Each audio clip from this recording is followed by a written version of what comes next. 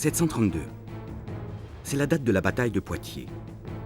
Pour la première fois, les armées musulmanes d'Al-Andalus affrontent les Francs, venus du nord de la France. Contrairement à une tradition qui est très répandue, la bataille de Poitiers n'a pas du tout mis un terme à l'expansion musulmane en Gaule.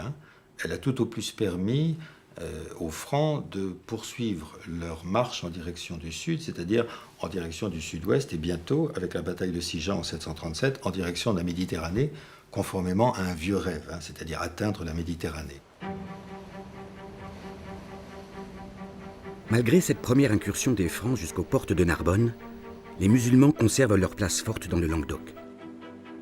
Selon la plupart des sources à notre disposition, c'est en l'année 759 que la garnison musulmane de Narbonne est repoussée et que les Francs prennent pied dans l'ancienne capitale de la Gaule narbonnaise. Après la chute de Narbonne, une ère nouvelle s'ouvre entre le monde franc et les pays d'islam.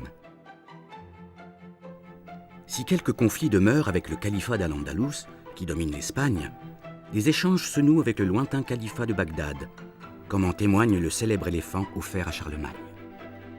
Cette ébauche de diplomatie s'accompagne aussi de relations commerciales.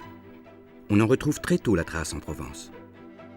Jusqu'au Xe siècle, la Méditerranée est très largement aux mains des flottes musulmanes qui y exercent une activité de piraterie mais aussi de commerce. Pour quelle clientèle, c'est difficile à dire, mais il y avait incontestablement un flux commercial entre le monde musulman et les côtes de Provence.